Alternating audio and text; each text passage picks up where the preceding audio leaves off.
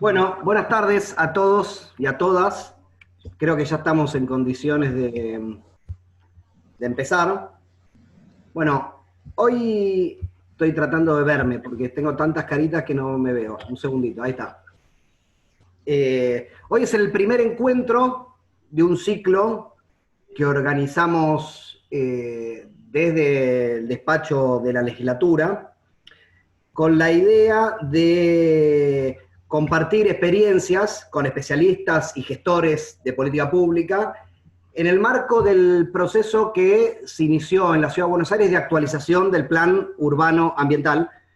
Entiendo que están todos los que estamos acá, estamos más o menos en tema, pero el Plan Urbano Ambiental de la Ciudad de Buenos Aires es el marco a partir del cual deberían, por lo menos deberían, definirse las políticas urbanas de la Ciudad de Buenos Aires. Se inició en estos meses un proceso de su actualización, tal como estaba previsto en su ley original, y hoy damos inicio a un ciclo de encuentros que va a ir tocando los diferentes temas que en paralelo institucionalmente se van a ir trabajando en este proceso de actualización que les estaba comentando. Hoy vamos a conversar sobre el sistema público de transporte, para lo cual nos van a acompañar primero mi compañero de bloque, Matías Barrotaveña, a quien le voy a dar la palabra apenas termine esta breve introducción, que es, además de compañero de bloque, es integrante conmigo de la Comisión de Planeamiento Urbano y director de un centro de estudios que se llama Centro de Estudios Metropolitanos, que trabaja estas cuestiones también desde hace muchos años. Nos va a acompañar Federico Conditi, y nos va a acompañar Mónica Alvarado y Lía Martínez, de Rosario y de Mendoza respectivamente. La idea hoy es trabajar, como decía, la problemática del sistema público de transporte desde una perspectiva metropolitana. Nosotros entendemos desde hace tiempo, pero particularmente desde estos meses de pandemia, que se puso en crisis el sistema de transporte público del AMBA, que es el tema que nos preocupa a nosotros políticamente, y para el cual vamos a requerirle a Lía y a Mónica que nos den una mano para contarnos las experiencias que nosotros consideramos exitosas, tanto de Rosario como de Mendoza.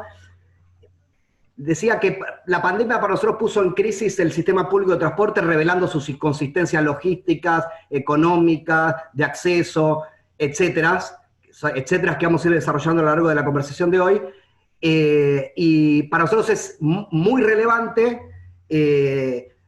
discutir o pensar compartiendo experiencias exitosas de nuestro propio país. En general, en la previa a esta charla, uno de los expositores decía que esta mirada porteñocéntrica de creer que nosotros los porteños tenemos todas las respuestas y las soluciones, a veces nos impide conversar con experiencias subnacionales muy exitosas. En el caso de Rosario y Mendoza son un ejemplo muy elocuente. Yo, para no hacerlo demasiado extenso, le doy la palabra a Matías Barrotaveña, que es, bueno, repito, compañero de bloque, compañero de la Comisión de Planeamiento Urbano y especialista en estos temas desde su Centro de Estudios Metropolitanos. Matías. ¿Estás por ahí? ¿Lo perdimos?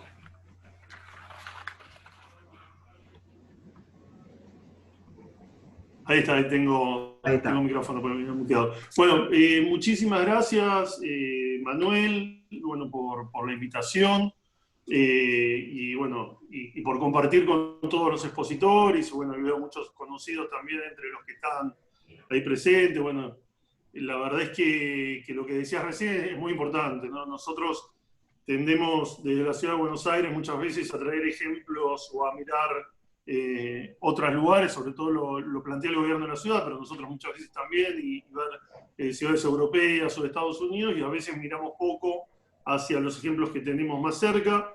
Yo creo que tanto, como vos decías, Mendoza como Rosario son ejemplos para montones de políticas. Mendoza, en términos de planificación, bueno, creo que tal vez por cuestiones naturales, ¿no? Y lo que fue la planificación del uso del agua, ¿no? Desde la época de los tomeros, y todo el flujo del agua, los obligó a entender que la coordinación y la planificación estatal y la respuesta a eso es imprescindible. Me parece que diversas cuestiones que tienen que ver con la naturaleza hacen que cuando uno se acerque a la gestión de Mendoza siempre exista esta mirada que por ahí a nosotros nos cuesta un poco más. Bueno, y Rosario, que tiene también muchas similitudes en términos de sus características industriales, también muchos de los barrios vulnerables y demás, que le hace comparable en muchas cuestiones con la ciudad de Buenos Aires. Pero después, bueno, lo metropolitano, la verdad es que también para nosotros llegamos un poco tarde los porteños a la problemática metropolitana. Es una realidad de al menos 5 grandes ciudades del interior del país que vienen pensando en lo metropolitano, que vienen estableciendo entes como en el caso de Rosario, que hay políticas metropolitanas, parques metropolitanos, bicisendas, diversas estrategias que se vienen realizando, y en la ciudad de Buenos Aires no hemos podido, en la ciudad en su amplitud, es decir, la región metropolitana de los 15 millones de habitantes, la verdad que venimos muy demorados. Igual que venimos demorados cuando miramos el mundo, cuando miramos Barcelona, cuando miramos Vancouver, cuando miramos la región, los avances constitucionales, en leyes, de todos los países de la región que van por encima nuestro en términos de lo metropolitano.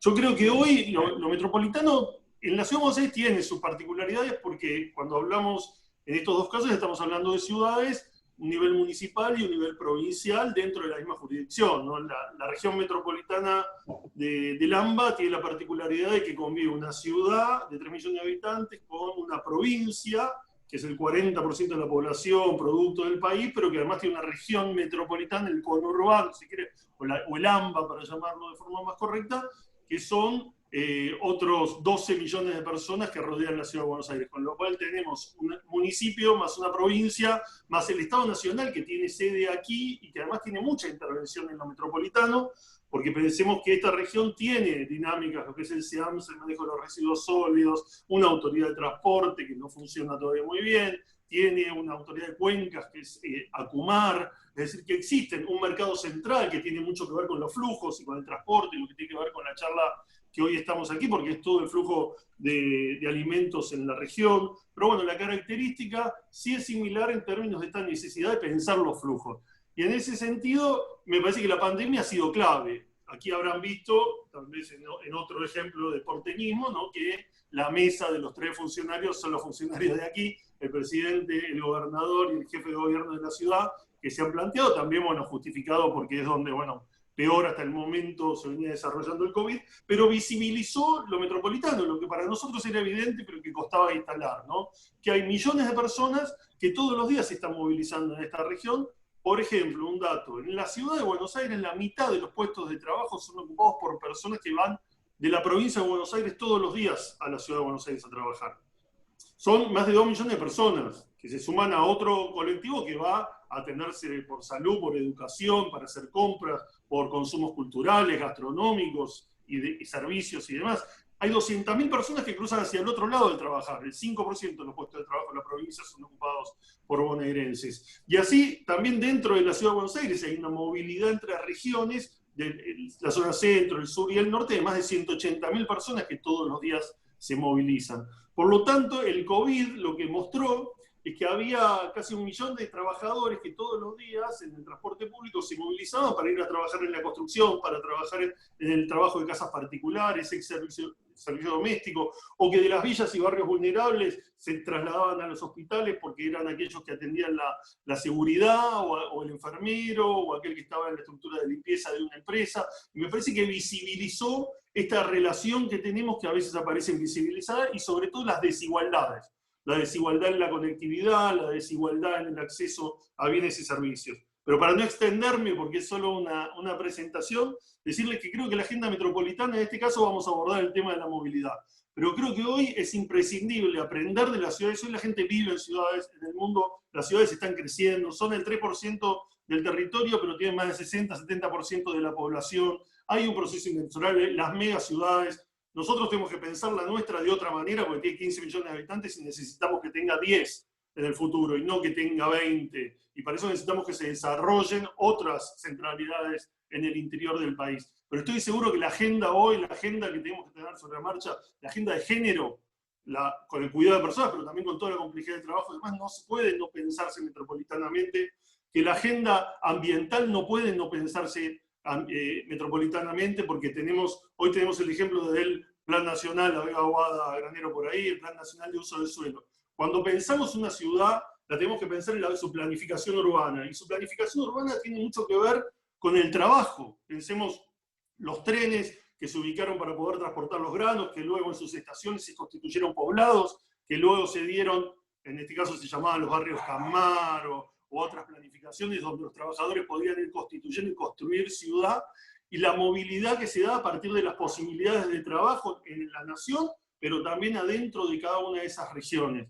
Entonces esa planificación con el transporte, la decisión de construir autopistas, que generaron, por ejemplo, barrios cerrados y otros barrios de servicios de esos lugares. Cada dinámica laboral, cada momento y cada decisión en términos de movilidad y transporte impacta sobre la planificación urbana. Por eso es tan bueno que pensemos el plan urbano ambiental desde esta lógica, ¿no? El uso del suelo con la movilidad, con la dinámica laboral y con lograr construir una ciudad más igual. Seguramente la ciudad de los 15 minutos, que ahora está de moda y demás, no sea una realidad fácil para esta complejidad que tenemos. Pero sí tenemos que pensar una ciudad que no esté pensada solamente como una vía de acceso a un centro y de salida hacia ahí, con movilidades transversales entre otros sectores que faciliten otro tipo de desarrollos y movilidad, y que tenga la posibilidad de pensarse con el uso de las tecnologías a favor de la gente. Las tecnologías no son ni buenas ni malas, depende para qué uno las utiliza, y es bueno que la tecnología esté en manos de las posibilidades de regulación también del Estado,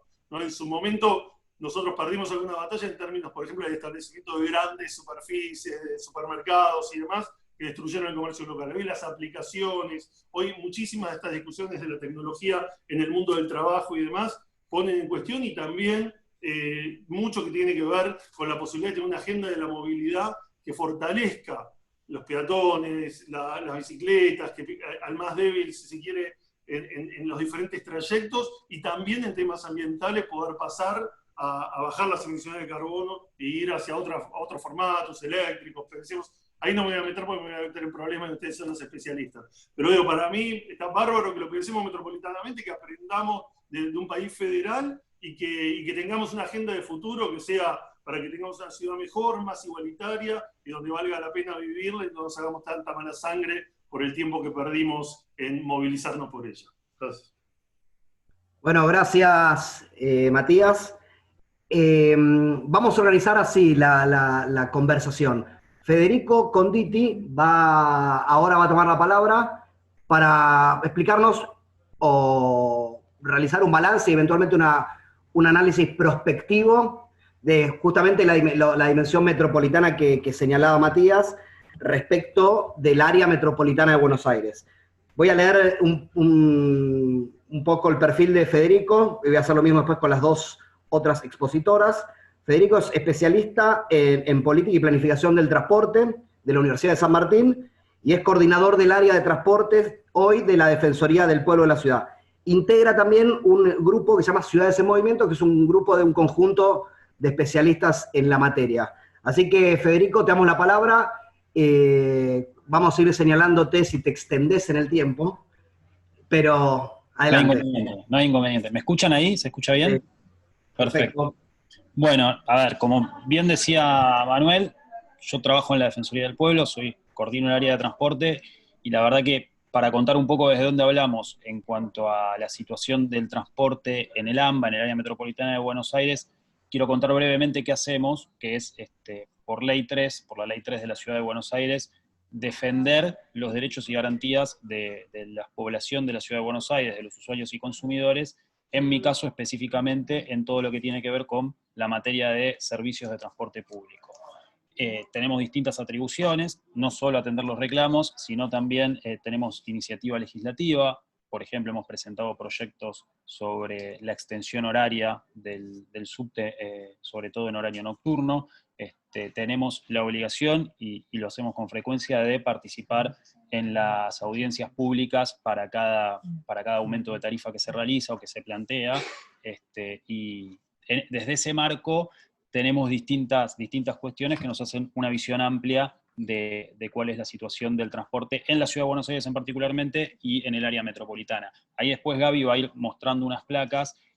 Nosotros cuando analizamos la mayor parte de los reclamos que tenemos en la Defensoría, tenemos distintos tipos de planos. El primero es, perdón, estoy teniendo un problema con la diapositiva, se me apagó la pantalla.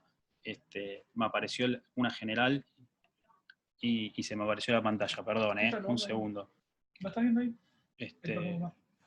Perdón, Sí. Un segundo, mil disculpas.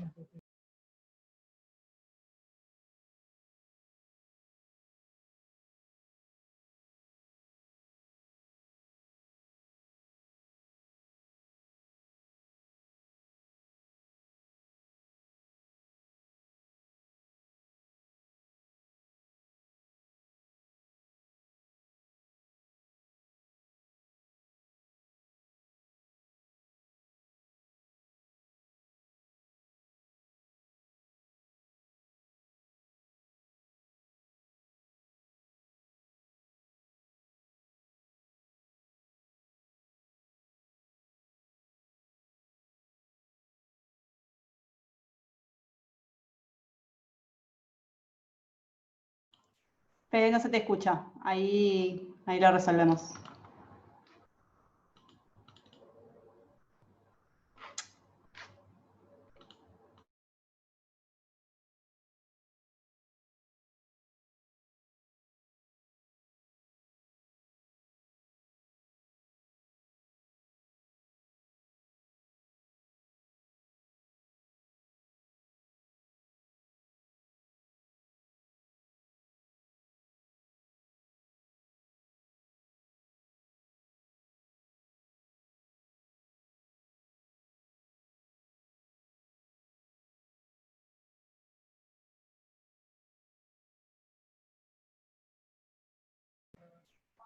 Ahí estoy, se me escucha bien, ¿no? Ahora.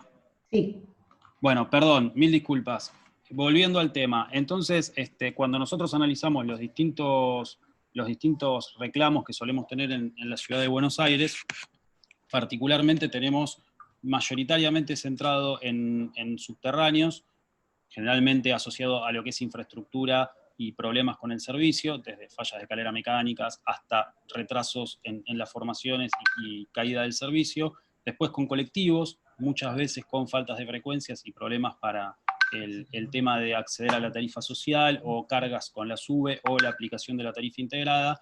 Y por otro lado, en tercer lugar, mayoritariamente con lo que es el sistema de Covici, de ciclovías en la ciudad de Buenos Aires, donde suele haber muchos problemas con la devolución de la bicicleta que no queda bien registrada y suele generarle muchos problemas a los usuarios. Desde ese lugar, nosotros principalmente ahí es donde vemos el primer escollo en relación a la falta de coordinación metropolitana y la superposición de administraciones, en este caso la ciudad de Buenos Aires, la provincia de Buenos Aires, los municipios y el Estado Nacional. ¿Por qué decimos esto? Porque si nosotros queremos solucionar un problema del subte, tenemos que recurrir a la ciudad. Lo mismo con la situación de las ciclovías. Ahora, cuando tenemos problemas con los colectivos, generalmente tenemos que ir al Estado Nacional, y en el caso de los ferrocarriles nos ocurre lo mismo, por lo cual en ese problema, ese punto de partida de la atención de reclamos, ya se ve y se percibe y se inicia el principal problema de la movilidad en el área metropolitana de Buenos Aires, que es la falta de una articulación de políticas y una articulación de autoridades o unificación de autoridades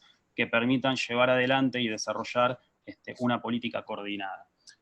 Desde ese lugar, hablemos de qué características tiene el AMBA, ¿no? Cuáles son las principales características de la ciudad de Buenos Aires, del área metropolitana de Buenos Aires, que es un área que tiene 15 millones de personas, que está integrada por la ciudad de Buenos Aires, más de 40 municipios que la rodean, y donde también intervienen el gobierno de la provincia de Buenos Aires y el gobierno nacional. Algunos datos que son interesantes para tener en cuenta en esta descripción general.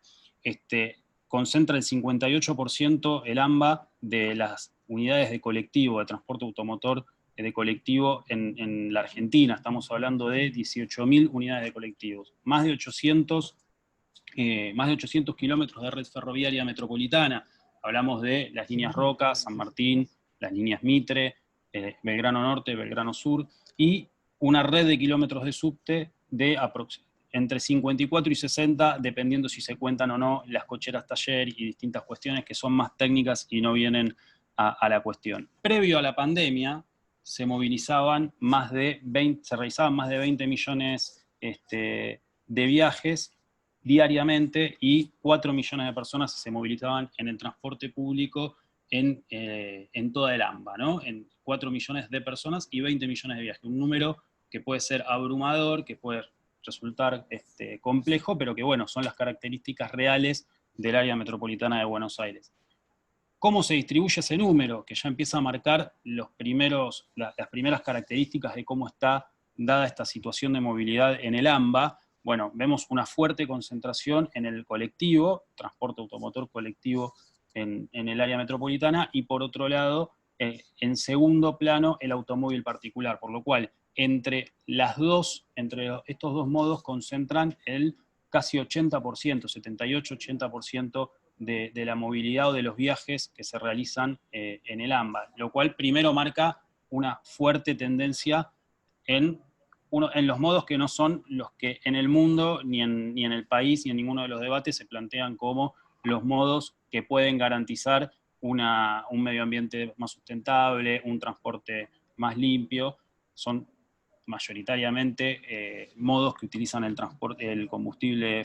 utilizan combustibles fósiles con todas las externalidades negativas, medioambientales, entre otras, que eso genera, por lo cual uno de los principales desafíos de una nueva autoridad metropolitana sería romper esa centralidad que tiene hoy el transporte automotor. Cuando hablamos del AMBA y cuando hablamos de los problemas de falta de articulación entre las distintas áreas, el principal problema que tenemos es que hablamos de 4 niveles de gobiernos y múltiples regulaciones, ¿no? Nosotros concebimos a la red de transporte público como un sistema integrado, pero en verdad hay una superposición de niveles de gobierno, como mencionaba anteriormente, entre la ciudad de Buenos Aires, la provincia, la nación y los municipios.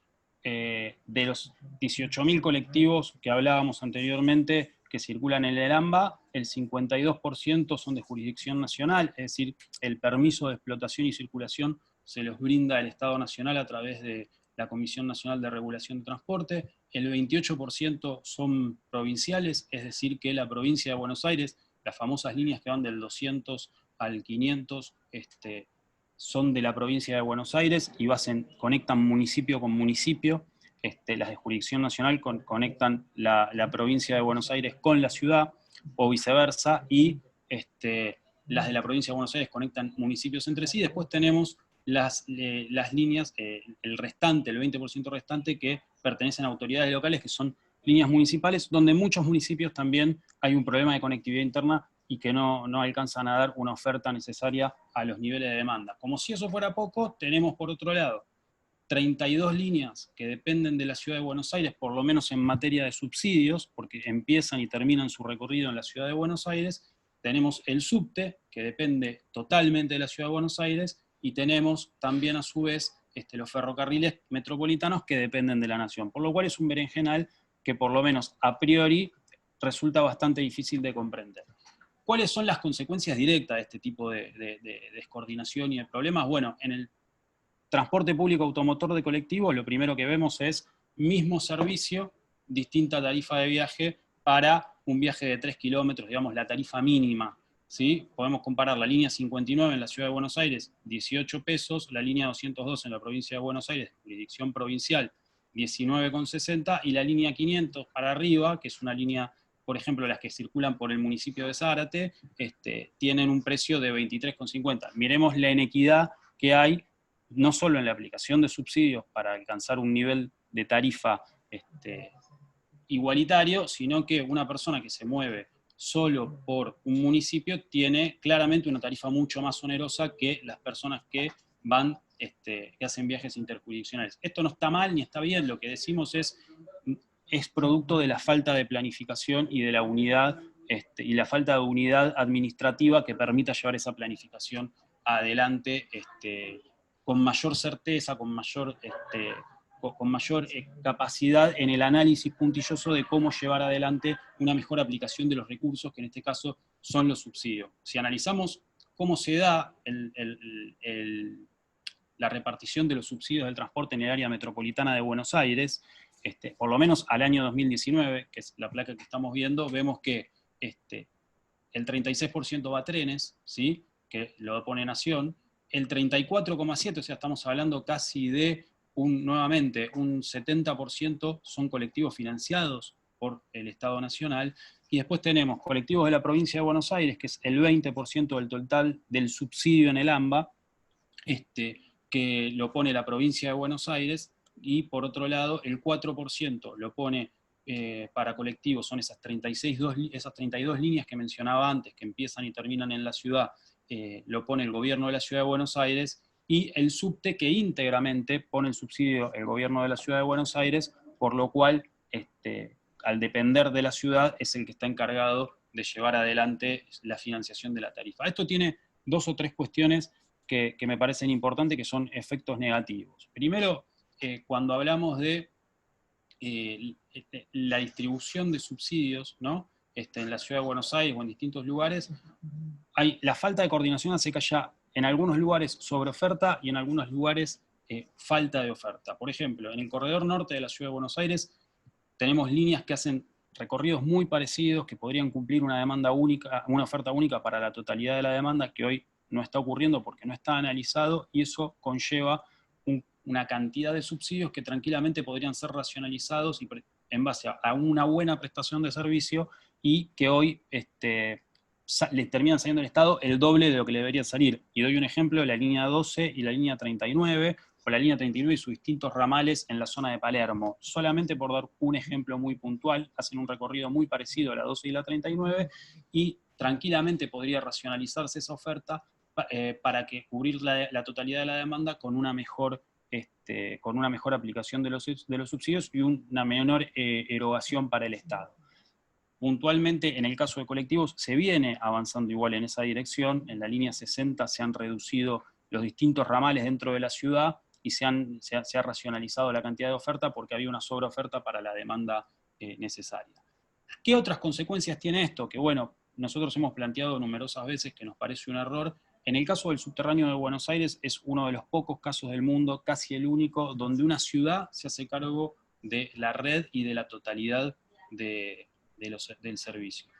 Generalmente cuando uno analiza los distintos lugares del mundo, y después lo vamos a estar viendo, en el caso del subte, el Metro de Madrid pertenece al Consorcio Regional de Transportes de Madrid, el Metro de Nueva York pertenece al MTA, a la Autoridad Metropolitana. En Santiago de Chile, acá cruzando la cordillera, podemos ver que depende de la Dirección de Transporte Metropolitano, el metro, por lo cual esto permite una carga mayor del gasto, una repartición mayor del gasto que conlleva este modo de transporte en una autoridad metropolitana, y eso puede permitirse en mejores niveles de inversión. Gaby, si podemos volver a la placa anterior, que quería mostrar la de inversión en subte, porque esa es una de las principales consecuencias negativas de que el subte hoy sea de la ciudad y no esté pensado en el marco metropolitano, ¿no? De una autoridad metropolitana. Primero, hay una caída de la inversión, porque el Estado de la ciudad está volcando mayoritariamente los recursos a garantizar una tarifa. Es bueno hacer esta aclaración, principalmente existe la tarifa usuario y la tarifa técnica. La tarifa técnica es el total del costo que tiene el servicio, y la tarifa usuario es lo que paga el usuario, que es a lo que se le suma el subsidio para alcanzar la tarifa técnica. Hoy está el gobierno de la ciudad, más allá de que ha demostrado numerosas veces que no es una prioridad el subte para el gobierno de la ciudad, la inversión en subterráneos, la mayor parte del subsidio, de los recursos los destina al subsidio de la tarifa. Esto, por otro lado, también genera que la ciudad, al ser dueña de la red, no tenga ningún incentivo para llevarlo más allá de la General Paz o más allá del Riachuelo a los municipios vecinos, porque al tener la totalidad del gasto, ¿por qué va a brindar un servicio? El planteo que hacen generalmente es: ¿por qué vamos a brindar un servicio que lo vamos a terminar pagando desde la ciudad? Y por otro lado, en algo en que nosotros hemos trabajado mucho desde la Defensoría y nos preocupa de sobremanera, es la baja extensión horaria que tiene el subte de la Ciudad de Buenos Aires. Tiene 18 horas cuando el promedio mundial está alrededor entre las 21 y 23 horas, hoy en día. La Ciudad de Buenos Aires está, cuando uno ve los rankings generalmente, está entre los niveles más bajos, 18 horas, por debajo inclusive de lo que tuvo, del servicio que tuvo en la década del 80, cuando llegaba hasta la 1:30 de la mañana y alcanzaba las 21 horas. Esto es una consecuencia directa de un modo de transporte que en un área metropolitana está pensada para que sea ejecutada solo por un municipio. Esos problemas de coordinación, ¿no?, generan distintas cuestiones. En cuanto a política tarifaria, una descoordinación muy grande que mostrábamos anteriormente en los números, ¿no?, en cuánto le cuesta tomar el colectivo a una persona en capital, cuánto en un municipio del conurbano bonaerense, pero aparte también en la política social, de tarifaria. Por ejemplo, una persona que tiene el abono social en el subte de Buenos Aires no aplica o lo tiene que trabajar de manera diferente a la tarifa social en colectivos. Entonces, la tarifa social cuando ingresa al subte, si no la tiene registrada a través de la ciudad de Buenos Aires, no se le aplica con los problemas que eso le conlleva. O sea, más trámites, más tiempo que se pierde y una descoordinación justamente en cómo se aplica esa tarifa social, que debería ser aplicada igual que la tarifa SUBE, digamos, de manera coordinada para que haya una integración entre cada uno de los modos. En ese sentido, digamos, lo que nosotros vemos es que hay en el corto plazo y en el mediano plazo. Me están pidiendo que me apure y que cierre, así que no me quiero extender demasiado. Lo que vemos es que el principal desafío en el corto y en el mediano plazo es poder romper esa atomización y poder planificar de manera coordinada un conjunto de medidas a través de una autoridad única que permita desarrollar un plan estratégico metropolitano en largo del tiempo. ¿Y por qué digo esto también? Después Lía y Mónica van a hablar mucho más al respecto del impacto que tuvo la pandemia en el conjunto de los viajes, pero si podemos pasar una o dos placas para adelante, tenemos una placa muy clara,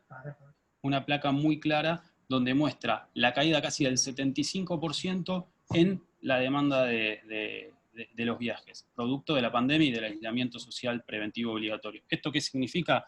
Primero, una crisis económica muy grande para cada una de las empresas que explotan el servicio, una mayor cantidad de subsidios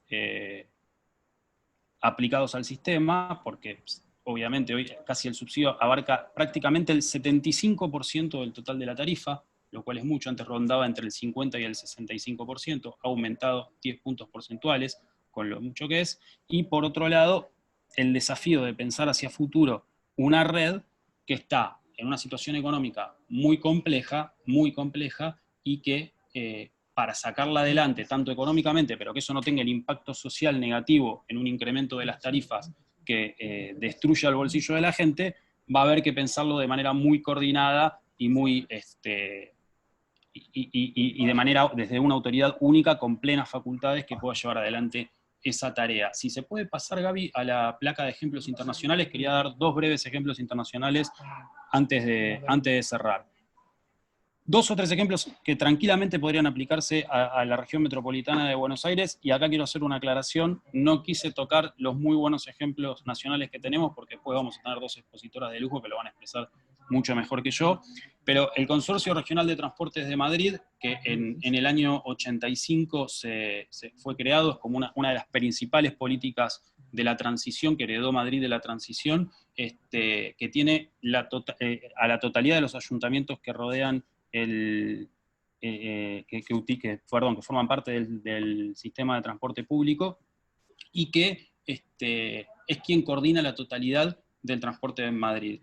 Hay una placa muy clara, que es la que sigue, que muestra cómo tanto Renfe como los buses Renfe, la empresa de ferrocarriles, como los buses metropolitanos, como el metro ligero, como el conjunto de la red, depende del consorcio, que a su vez coordina con el Ministerio de Fomento, que es el dueño de la red ferroviaria, cada una de las medidas. Pero hay una coordinación absoluta para cada uno de los millones de viajes que se llevan cada día en Madrid. Otro ejemplo muy interesante, digamos, las principales funciones del Consorcio Regional de Transporte de Madrid es la planificación de las infraestructuras, algo que hoy acá no ocurre, hay superposición de infraestructuras, la definición de un sistema integrado, tarifario integrado, que era lo que hablábamos anteriormente, el problema que hay para conseguir esa integración, producto de la superposición de las jurisdicciones, sobre todo, y el establecimiento de un marco estable de financiación, algo que va a ser fundamental en la etapa que viene, fundamental por esta situación de crisis económica que viven las empresas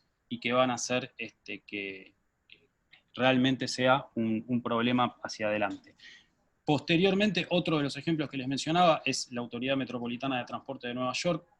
Está creada en 1968, es el estado de Nueva York y los dos estados de Connecticut y los dos estados que lo rodean. Es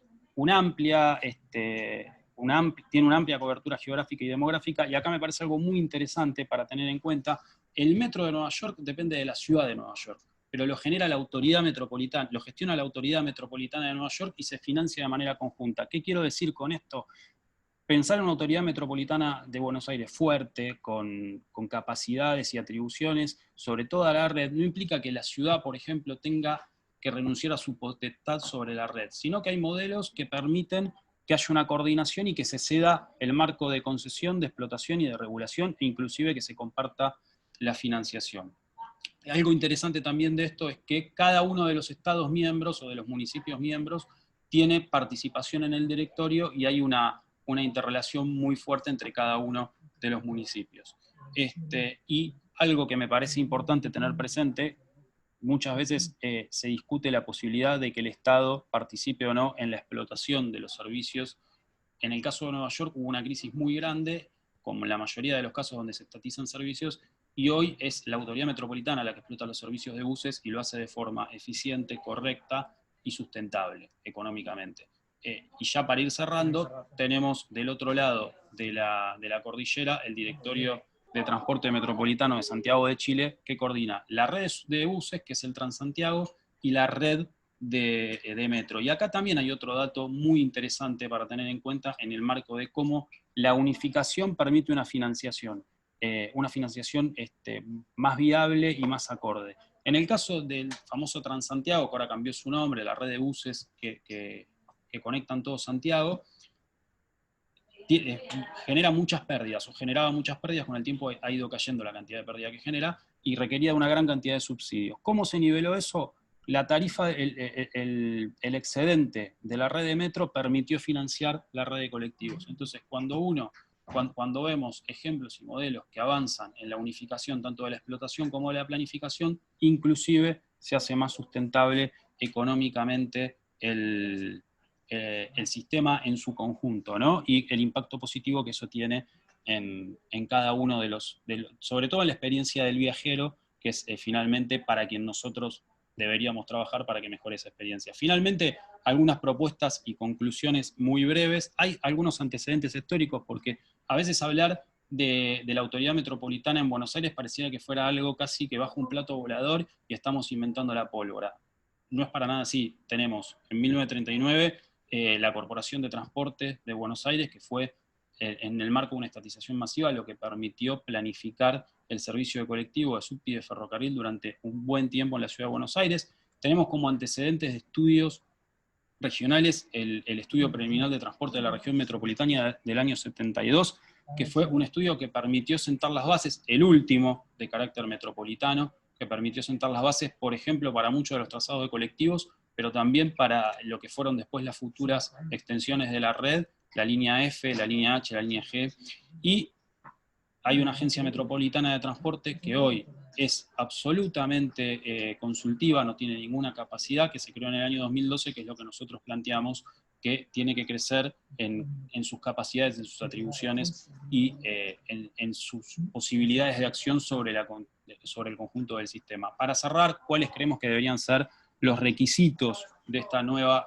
agencia metropolitana, autoridad metropolitana? Bueno, primero, no ser una mera instancia consultiva, tener la posibilidad de administrar recursos, definir niveles y tarifas, y eventualmente, como decía anteriormente, ver la posibilidad de prestar o concesionar los servicios, sobre todo en el nodo central del conflicto que tenemos hoy, que es el transporte de colectivos. El financiamiento, pensar un esquema de financiamiento que le quite peso a Nación, para que justamente otras localidades del interior no tengan los problemas de financiamiento que tienen de parte de Nación, o la falta de respuesta, y que permita desde una perspectiva metropolitana que cada uno de los tres actores puedan solventar ese financiamiento. Y finalmente, como decía anteriormente, en cuanto a la propiedad, no es necesario que las jurisdicciones locales pierdan la titularidad de los servicios, sino que se pueden subordinar a esta autoridad metropolitana y organizarlo y que se organice de una manera unificada desde esa autoridad con plenas atribuciones, con plenas capacidades y con un norte por lo menos a 1 o 2 décadas. Y para cerrar, algo que nosotros siempre planteamos y que me parece importante tener presente, todo esto tiene que ir orientado con un objetivo principal, que es que el transporte es un derecho. En algún momento la pandemia va a pasar, la gente va a volver a movilizarse, hay papers que están empezando a salir de distintos lugares del mundo donde se plantea que ya no es como se pensaba el transporte público el principal foco de contagio. Entonces hay que garantizar ese derecho, que a su vez es el que garantiza otros derechos preconcebidos, como el derecho a la vivienda, el derecho al trabajo, el derecho a la salud o el derecho al estudio. Nada más, muchas gracias y perdón que el traspié inicial tecnológico que nos complicó. Gracias, Fede. Paso un aviso parroquial. Quienes quieran hacer preguntas las pueden ir anotando en el chat y después las hacemos al final de todas las exposiciones, así ordenamos un poco y emprolijamos la conversación. Después de los ejemplos internacionales que dio Fede de Madrid, Nueva York, Chile y demás, ahora vamos a conocer el caso de Mendoza, para lo cual convocamos a Lía Martínez, de quien voy a leer también un breve currículum. Es licenciada en Ciencia Política y Administración Pública de la Universidad Nacional de Cuyo, tiene una maestría en Planificación y Gestión del Transporte en la Facultad de Ingeniería de la UBA, una diplomatura en Asociaciones Público-Privadas para la especialización en Gestión Estratégica, y es directora de Planificación Estratégica y Proyectos Especiales de la Secretaría de Servicios Públicos del Gobierno de Mendoza. A nosotros nos interesa, Lía, la experiencia de Mendoza por el entramado institucional con la que se regula el sistema, pero también por la existencia de esa empresa pública de transporte que nos, imagino, vos nos dirás, que permite conocer la estructura de costos para regular con más herramientas el sistema. Te cedemos la palabra y después haremos las preguntas al final de todas las exposiciones. Gracias, Lía. Bien, buenas tardes, muchas gracias Gabriela, si querés ya podés poner la presentación. Básicamente lo que yo les voy a compartir ahora, si querés avanzar y está la lista de temas, y quería traer, primero contextualizar, digamos, porque más allá de que voy a hablar de cuestiones conceptuales en relación a los servicios de transporte público acá en Mendoza, sí me parecía importante avanzar, si querés Gabriela, ver la situación en la que estamos en el contexto pandemia.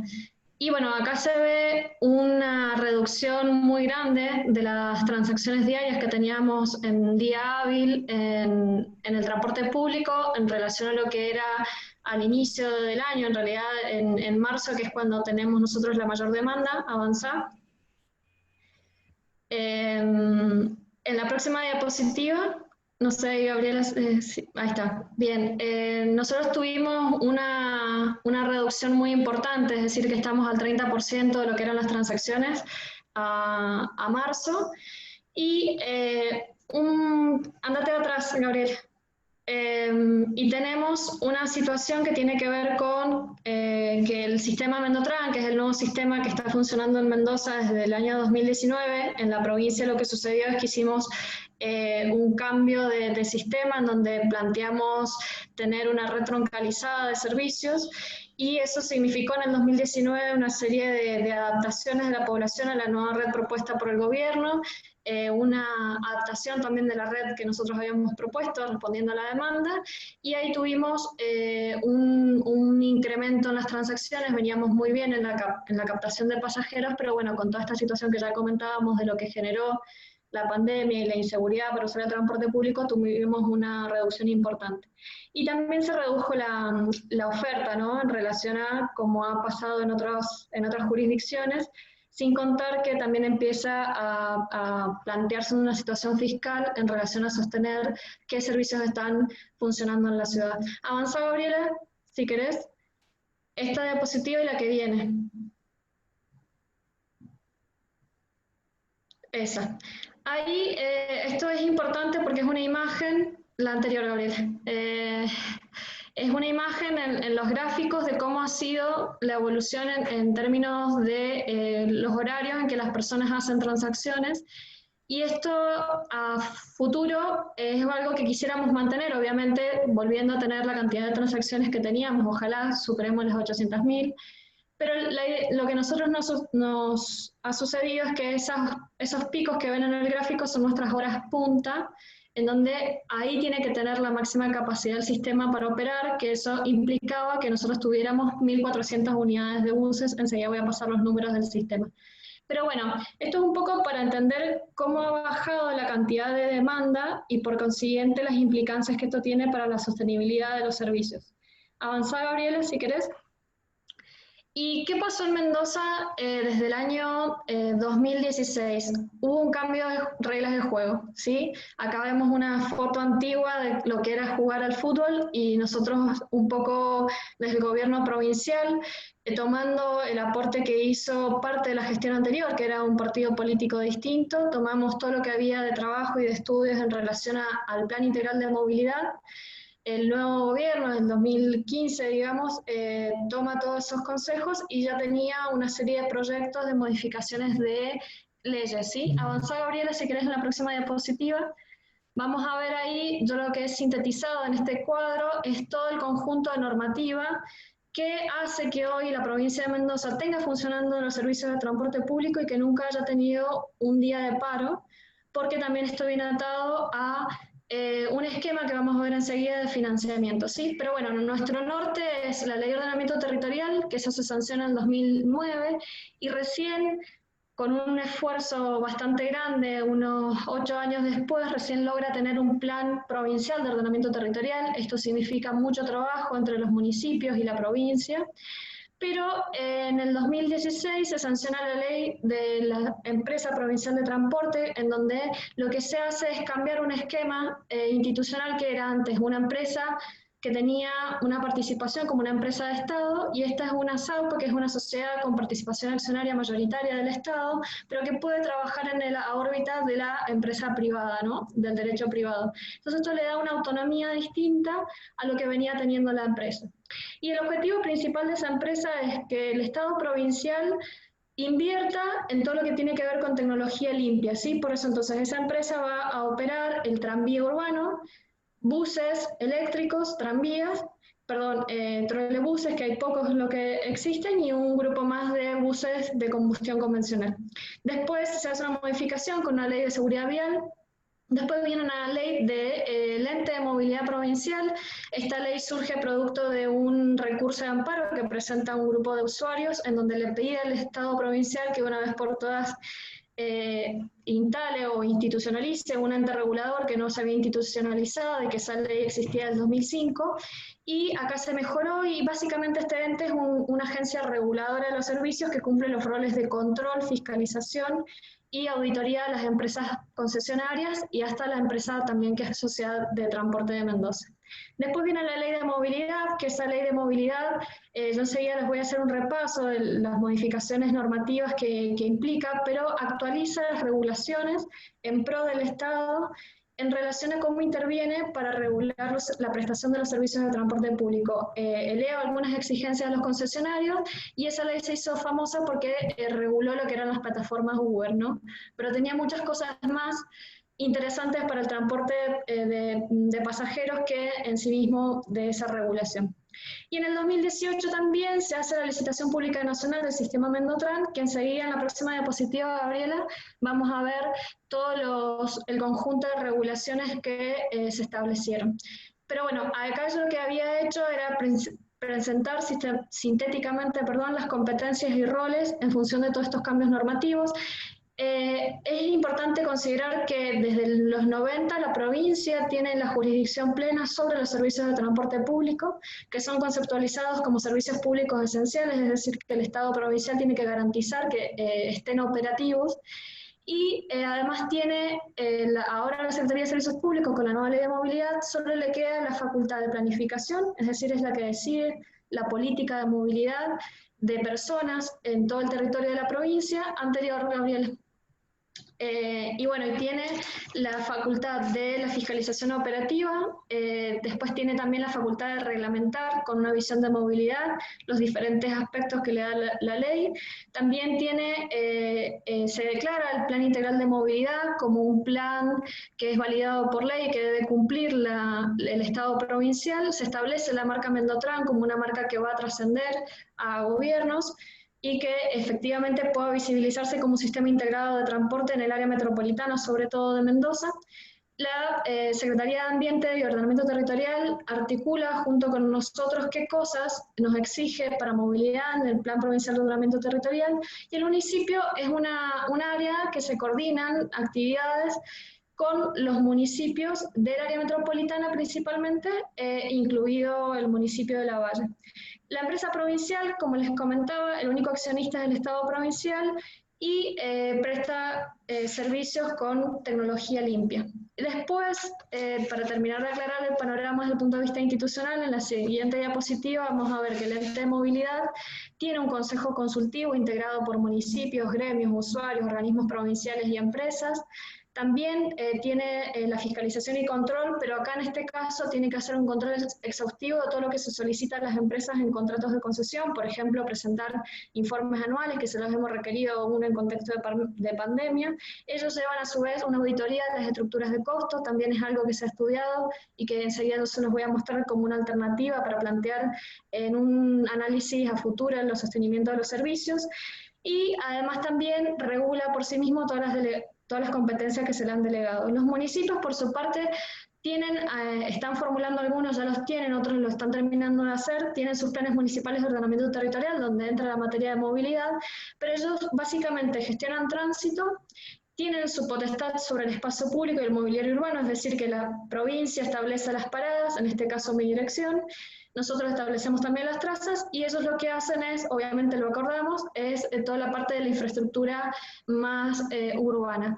Y a su vez también ciclovías y bicisendas. Todo esto es un trabajo de mucha coordinación, como ustedes decían. Yo muchas veces doy el ejemplo de que generalmente en la semana hablo mucho, bastante, con diferentes equipos de planificación de los municipios, porque bueno, como sabemos, los servicios públicos siempre nos demandan diferentes situaciones a arreglar, así que es un trabajo de mucha colaboración y una generación de confianza en esos vínculos institucionales. Avanzamos, si querés, Gabriela. Acá, como les comentaba, yo lo que quería compartir con ustedes era estas regulaciones destacadas que están en la ley de movilidad y que nosotros tuvimos que incluirlas en los pliegos, ¿sí? Entonces, ahí se le avisa al concesionario de que el Estado tiene amplias facultades por diferentes razones de fuerza mayor o razonabilidad en eficiencia, que puede cambiarle la traza, la frecuencia, los horarios y incluso el parque móvil afectado. Esto, obviamente, que hay una cuestión que hay que garantizar el equilibrio de la ecuación económica financiera, pero vamos a ver que generalmente en nuestras empresas de transporte, al menos lo que está funcionando hoy en el país, hay muchas ineficiencias que se pueden ir identificando en el estudio de la estructura de costos. También se les pide que certifiquen calidad y seguridad vial. Sí o sí hay que exigirlo en los pliegos. Después también se les pide que tengan un plan y manejo de información al usuario, respetando ciertas pautas de elegibilidad, y además también que fomenten el uso de plataformas digitales. También se exige un límite de antigüedad del parque móvil, en donde en promedio tiene que tener 5 años y un máximo de 10 años. Esto implica un fuerte compromiso desde el punto de vista de inversiones para el privado, pero también todo lo que tiene que ver con el sostenimiento por parte del Estado, de cómo también nosotros respondemos a esa exigencia en inversión, ¿no? Después hay otro factor que tiene que ver con la mínima prestación de servicios en situación de huelga total o parcial. Esto se compromete tanto a los gremios como a las empresas a garantizar mínimo un 40% de lo que está en ese momento circulando, sea verano o invierno, sí o sí tiene que estar. Entonces esto, por lo menos, digamos, no vulneramos un derecho con otro, porque está el derecho a la huelga, pero también está el derecho a acceder a los servicios de transporte. Otra obligación es hacer encuestas de opinión a los usuarios sobre la calidad de los servicios. Ese trabajo lo está concentrando el ente de movilidad, pero también es una obligación que deben pagar los concesionarios para que esta encuesta esté. Y otra cuestión que no me parece menor, que tiene que ver con los sistemas de información de transporte. Acá la ley la ley, el decreto reglamentario y hasta incluso después los pliegos licitatorios dicen que la autoridad de aplicación, o sea el Estado, les va a decir a los operadores qué sistema de información de transporte tienen que utilizar para gestionar la flota y una serie de funciones más que nos encontramos actualmente, que hay mucho desarrollo desde el punto de vista tecnológico para poder tener centralizada la información. En el caso de Mendoza, nosotros tenemos ese sistema desde el año pasado y, por ejemplo, nuestro ente accede a ese sistema, el ente de movilidad, que es la agencia reguladora, y puede multar en caso de incumplimiento, ¿sí? Avanzá si querés, Gabriela. Bueno, acá una pequeña imagen de cómo es la estética de la legibilidad que yo les comentaba recién, la marca Mendotran. El rojo es mix de pasión por el transporte y del vino de Mendoza. Pero bueno, esta era la idea de darle una imagen a los servicios de transporte público, que el mendocino que vive en el área metropolitana sintiera que es un sistema integrado y que puede justamente combinar con un pago en un micro, puede subirse. Tiene hasta 2 transbordos que puede hacer, se puede subir al tranvía, se puede subir a un trole, y ojalá que progresivamente podamos hacer integración con bicis, y bueno, hay una cuestión más tendiente hacia movilidad urbana sostenible. ¿Avanzamos? Acá el Mendotran en números, el sistema. El sistema tiene 9 grupos de líneas, el grupo 1 es el que opera la empresa provincial.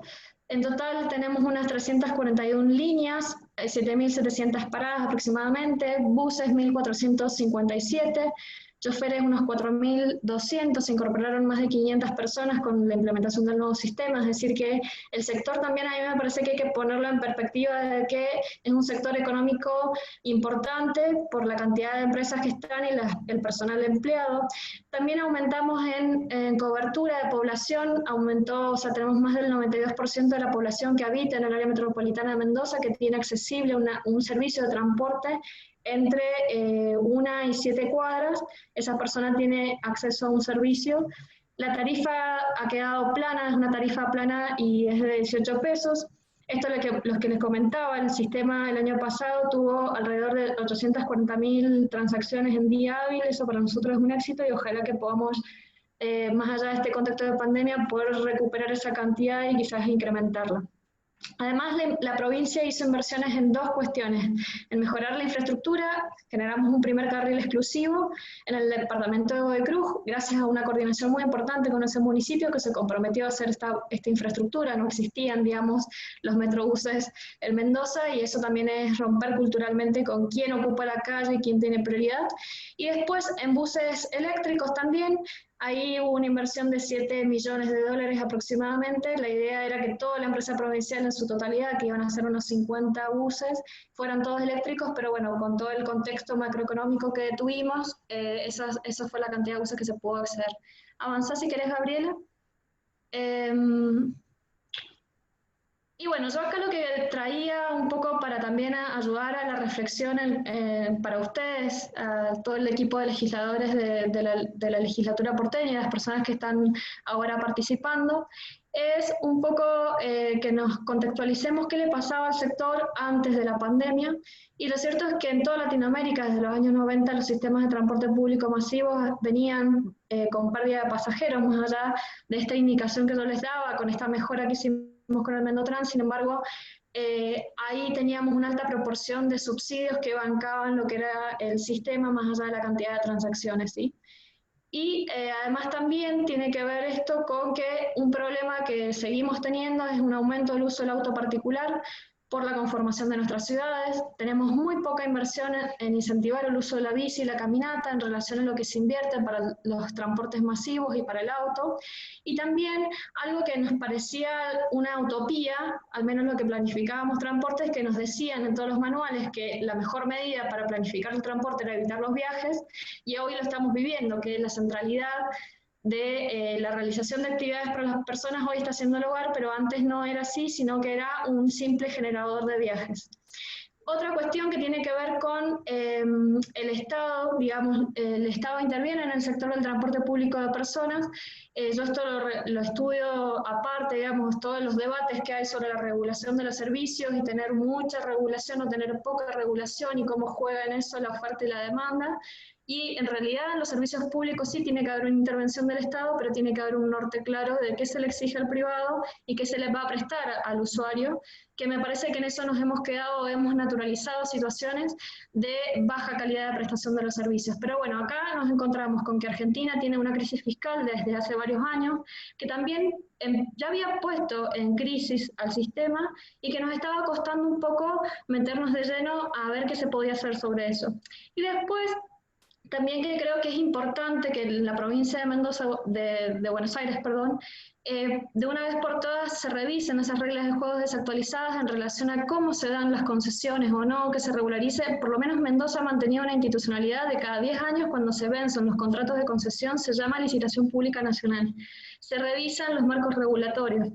También en consonancia con esto, que obviamente que te queda vieja, digamos, una regulación de cómo van haciendo los cambios de contexto, y eso es algo que hay que asumirlo como que no está mal, sino que es algo que es necesario para justamente cuidar algo que sabemos que es de beneficio para muchas personas. Y después, algo que yo he conocido un poco de un tiempo a esta fecha, que tiene que ver con la industria 4.0, es decir, estamos en un contexto donde los negocios digitales usan la información de qué deja el consumidor en lo que serían las plataformas digitales para poder planificar servicios y vender productos. Y no menor es el tema de satisfacer las demandas de movilidad de las personas. Y acá tenemos aplicaciones como Uber o Arcade City que han sido aplicaciones que han sabido conocer cómo se quiere mover la población, y creo que esto tiene consonancia con lo primero que decía, de que veníamos perdiendo pasajeros, y es fundamental pedirle a los concesionarios que se actualicen en incorporar este tipo de tecnología para conocer un poco más en tiempo real cuál va a ser el movimiento de la demanda, y que para mí esa va a ser la clave para que podamos hacer que sobrevivan los sistemas más allá de toda esta situación que hemos tenido de pandemia. Si querés avanzar un poquito, Gabriela, me quedan 2 diapositivas. Y bueno, acá el proceso de cambio, ¿no? Primero el cambio, tenemos una resistencia, tenemos un caos, no sabemos para dónde vamos, no tenemos la información, alta incertidumbre. Después de ahí podemos tener ideas transformadoras, que me parece que este es el espacio en donde vamos a tener justamente esto que Mónica después probablemente nos vaya a pinchar bastante, de qué cosas podemos hacer con el ejemplo de Rosario. Acá el ejemplo de Rosario y Mendoza somos disparadores para lo que pueda formular Buenos Aires, y después generar un nuevo statu quo. Avanzá si querés, Gabriela.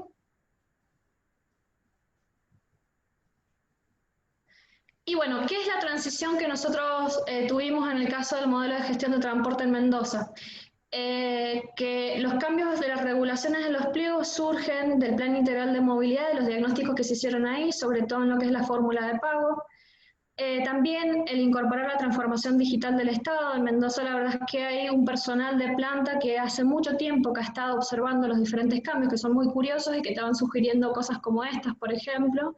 El Fondo Compensador del Transporte es el artículo 20 de la Ley de Movilidad, y básicamente lo que busca ese fondo compensador es equilibrar económicamente el sistema, cuando así lo requiere el sistema, en las situaciones en que la autoridad lo amerite.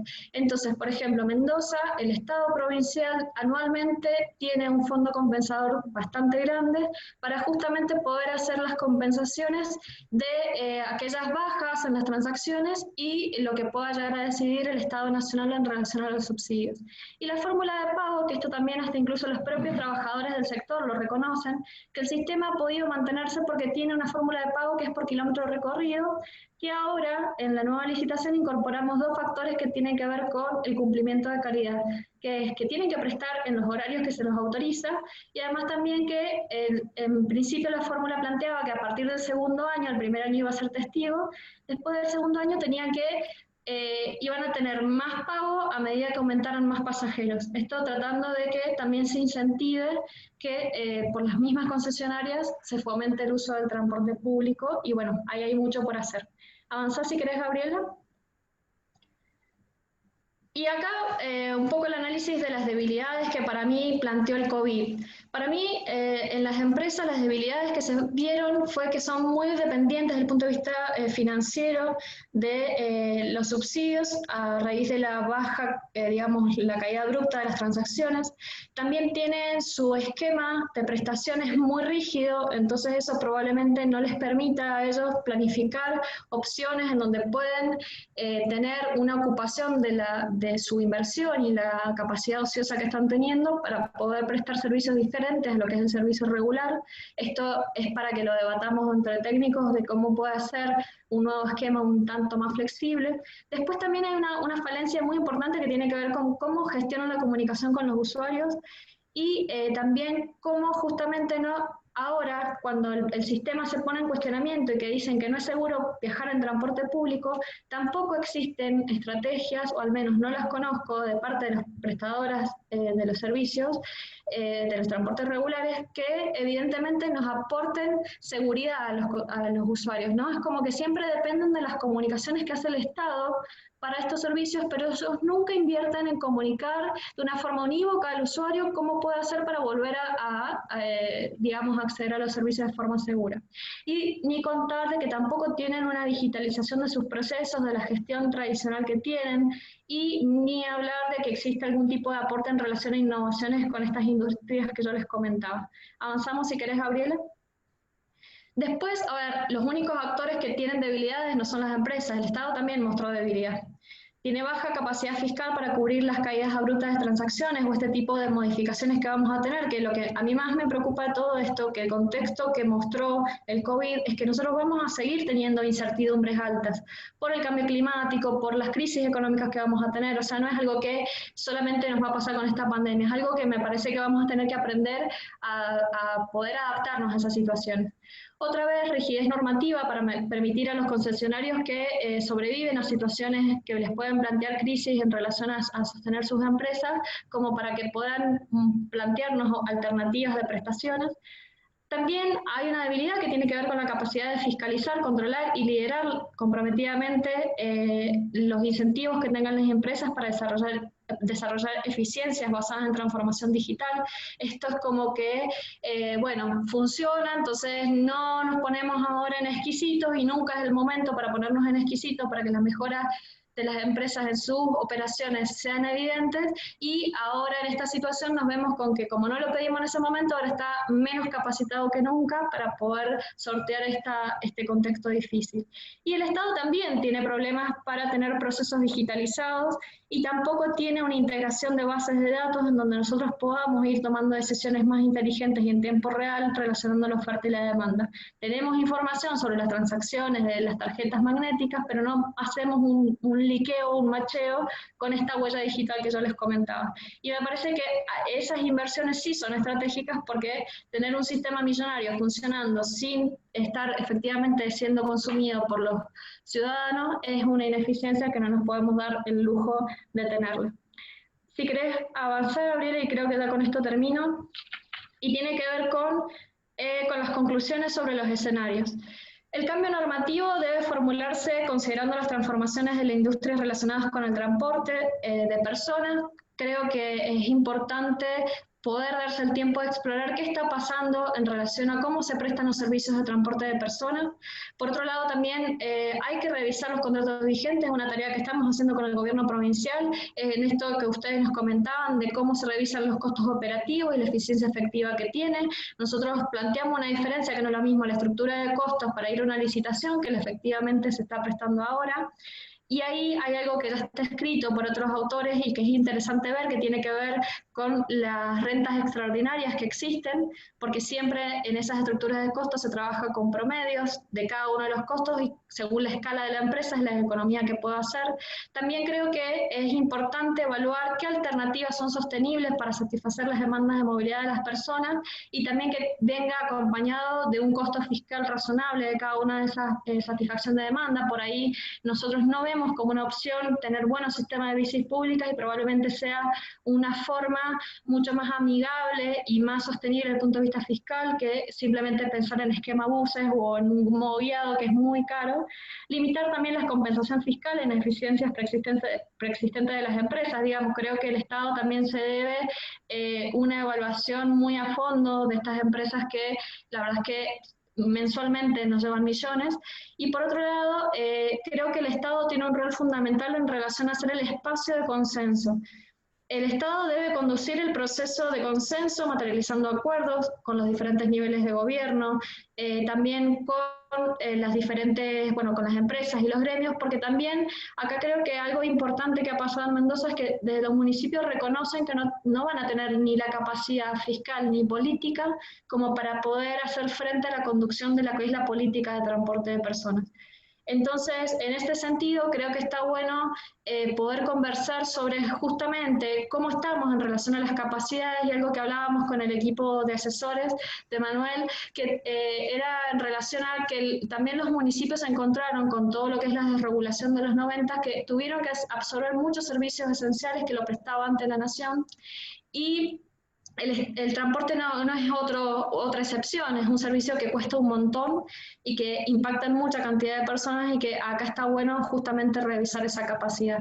Lo último que dejo, que me parece que va a ser totalmente disruptivo y tiene que ver con que ahora el hogar es la nueva centralidad de las actividades por el teletrabajo, la educación a distancia y diferentes cosas que están sucediendo en relación al hogar, y esto también creo que va a implicar fuertes cambios en relación a la demanda y es algo que tenemos que tener atención para el diseño de la oferta. Muchas gracias.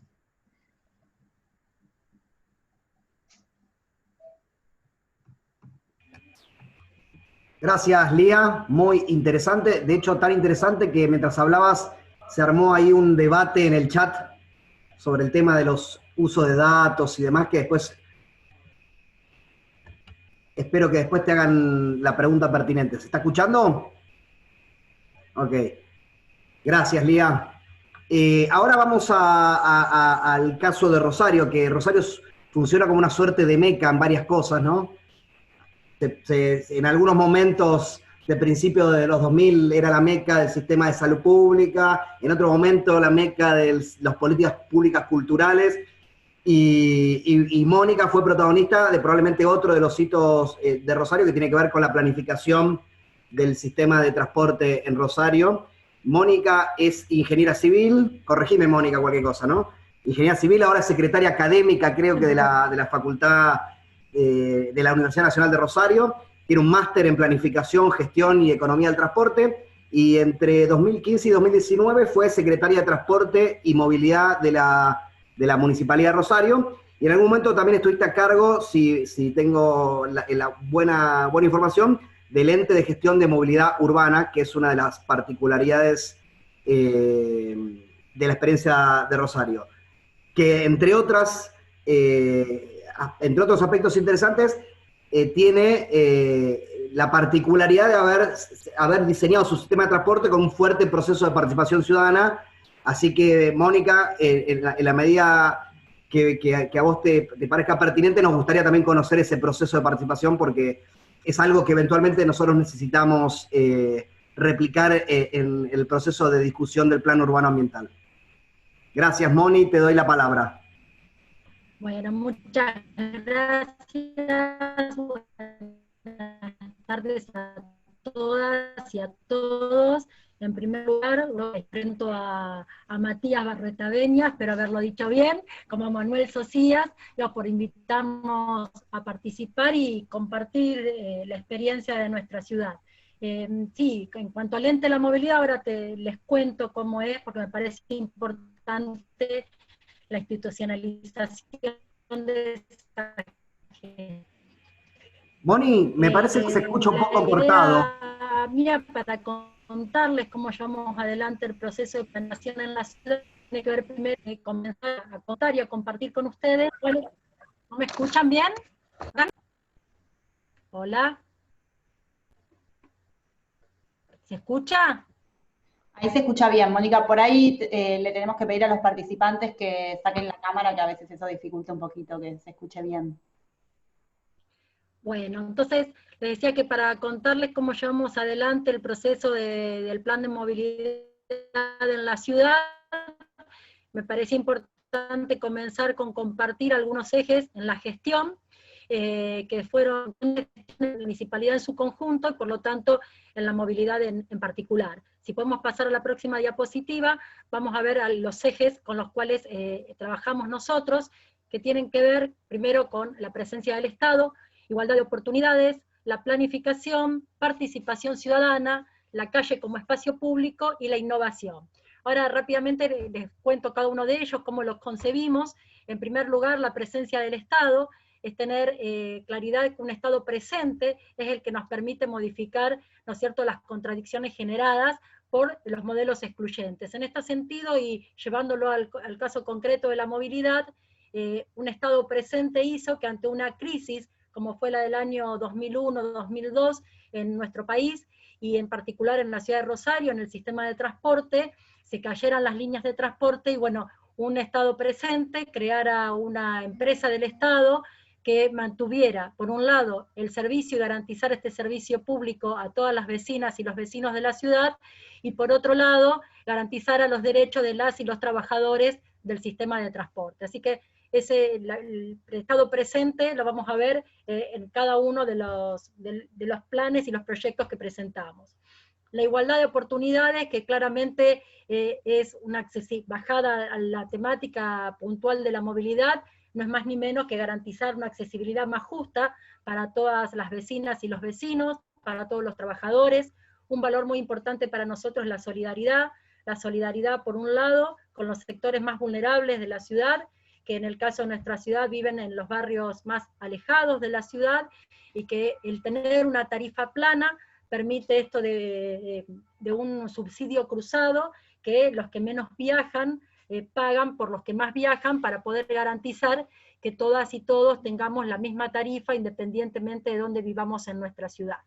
Y por otro lado, con perspectiva de género, que tiene que ver también con incluir campañas en el transporte público que hemos llevado adelante para visualizar y visibilizar el tema del acoso en el transporte público, y creo que también es un tema no menor a tener en cuenta para considerar el trabajo, digamos, con estos valores. Otro eje importante que llevamos adelante en la gestión es el tema de la planificación. Si queremos pasar a la próxima diapositiva, la ciudad tiene una larga trayectoria en planificación, lo cual creemos que es una herramienta fundamental justamente para trabajar contra las asimetrías que nos generan esas desigualdades en nuestra ciudad, en nuestro territorio, y bueno, justamente permitir un sistema de transporte accesible e inclusivo tiene que ver con una planificación que debemos llevar adelante en nuestra ciudad. Otro elemento y una política clave en la gestión, como elemento de gestión nuestra, es la participación ciudadana, que claramente concebimos, y no, si querés poner la próxima diapositiva, estamos convencidos que no hay ninguna inteligencia individual que supere la inteligencia colectiva. Por lo tanto, la participación ciudadana la concebimos en todas las instancias de los procesos que tenemos que llevar adelante, desde la planificación, desde la gestión, y entendemos un elemento claramente importante, que lo hacemos, digamos, como decíamos, en todos los procesos de gestión del municipio, con un presupuesto participativo, pero en particular también lo llevamos adelante cuando concebimos nuestro plan integral de movilidad. Otro elemento y otro eje de la gestión es el espacio público, ¿no? Pensar claramente al espacio público como un espacio universal, que tiene un carácter universal. Pensemos que es en el que todas y todos somos iguales, en las que tenemos los mismos derechos, y que para muchas y muchos el espacio público es el único con el que cuentan. Entonces tenemos que tener mucha solidaridad y mucho respeto al momento de planificar el espacio público, y ser muy equitativos y muy democráticos al momento de establecer el espacio, las acciones sobre el espacio público. Y bajado al tema de movilidad, es concebir a la calle como el espacio público por excelencia. Entonces esto es de pensar que la calle la tenemos que compartir entre todas y todos los que nos movemos, y no entre los vehículos que se mueven, y creo que este es un foco fundamental del cambio de paradigma, que es el que llevamos adelante durante el proceso de nuestro plan de movilidad. Otro de los ejes, si queremos pasar a la próxima diapositiva, Gaby, es la innovación. Digamos, generar cambios implica un fuerte ejercicio de imaginación, de coraje, decimos nosotros, pero claramente una fuerte decisión política, ¿no? Cambiar los paradigmas implica tener una fuerte decisión política para llevar adelante, y que todas las herramientas de innovación, creo que lo decía Matías al principio, ¿no? La tecnología no es buena ni mala, sino tiene que ver cómo la usamos, y nosotros en eso hemos innovado, en pensar que la tecnología tiene que estar al servicio del Estado como herramienta para poder planificar, fiscalizar, pero también del usuario. Y por eso, en el año 2010, parece mentira que ya hagan 10 años, en la totalidad de las líneas del transporte de la ciudad de Rosario, los usuarios tienen acceso al sistema cuando llega, es decir, que se puede saber en tiempo real cómo acceder a cada una de las líneas del transporte, y es un sistema que fue muy aceptado por las vecinas y los vecinos y usuarios del sistema, porque claramente tiene tiene en su momento, cuando está funcionando el transporte, en términos de demandas normales, 150.000 consultas por día para saber por dónde pasa un colectivo y cuánto tiempo falta para que llegue, si es accesible o no, bueno, y una serie de conocimientos que es la tecnología puesta y la innovación al servicio de los vecinos. Y bueno, si podemos pasar a la próxima pantalla, esto que decíamos, pensamos en este nuevo paradigma, ¿no? Que es pasar de transporte a movilidad, y decir que nos movemos personas, las personas son el eje de la discusión cuando hablamos de movilidad, nos movemos personas en las calles, nos movemos de diferentes maneras, nos movemos a pie, en bicicleta, en auto, en bicicleta, en colectivo. En Rosario no nos movemos en tren porque el centralismo hace que no haya trenes de pasajeros en la ciudad de Rosario, ni en su área metropolitana, así que sí en trolebuses, pero bueno, tenemos que ser equitativos, entonces cuando pensamos en cómo distribuir esa calle, distribuirla en función de las personas que nos movemos en ella y no de los vehículos que se mueven. Estos cambios de paradigma son importantes, y bueno, creo que lleva para poder implementarlos y para poder sostenerlos, esto de la componente participativa es fundamental al momento no solamente de implementar los proyectos, sino de poder sostenerlos. Sigamos a la próxima, Gaby. Y decíamos que la ciudad tiene una trayectoria en planificación. Nosotros tenemos nuestro segundo plan estratégico, vamos por elaborando el tercer plan estratégico, tenemos un plan urbano que es la territorialización de ese plan estratégico, y después tenemos políticas sectoriales o planes sectoriales como el plan de movilidad, bueno, o el plan ambiental, ¿no? Son dos políticas sectoriales enmarcadas bajo este paraguas de saber qué territorio queremos, qué ciudad queremos, y entonces después cómo vamos a movernos en estas ciudades y cómo las pensamos en forma conjunta con el desarrollo urbano. Si pasamos a la próxima, voy más rápido por los tiempos, podemos pasar a la próxima diapositiva.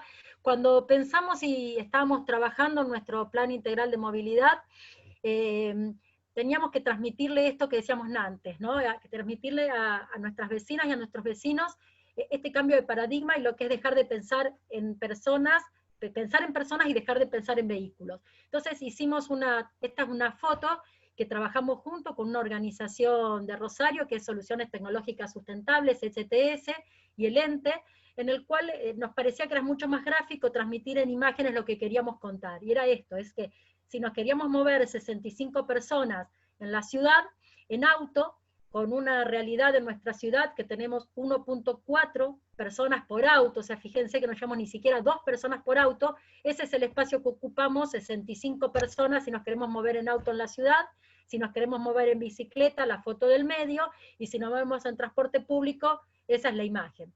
Esta foto y esta imagen sabemos que no es original ni mucho menos, pero quisimos tener la propia de decir cuál es este impacto en nuestra ciudad con el fondo, con el Monumento Nacional a la Bandera, que claramente es un ícono para Rosario.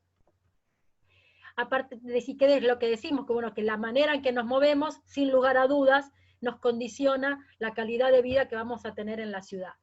Entonces trabajamos en el Plan Integral de Movilidad, que lo terminamos presentando en el año 2011, pero fue todo un trabajo previo, y ustedes lo que ven aquí abajo dice componente participativo, porque el plan de movilidad se planteó con aporte tanto de expertos locales, como fue el brazo universitario y la Universidad Nacional, por un lado, aportes de expertos internacionales, el Consejo Municipal, que es nuestra legislatura, y la ciudadanía, con una componente, decíamos entonces, de generar talleres participativos. Si pasás a la próxima podemos ver una imagen de algunos de los talleres, simplemente a modo de ejemplo, en los cuales se proponían los diferentes proyectos, y las ciudadanas y los ciudadanos decían si estaban a favor o no. Bueno, y se fue trabajando con diferentes talleres, las diferentes temáticas sobre el plan de movilidad, algunos proyectos que fueron dados de baja porque la ciudadanía no acompañaba algunos de estos proyectos. Así que nos parece que esto es importante tener en cuenta.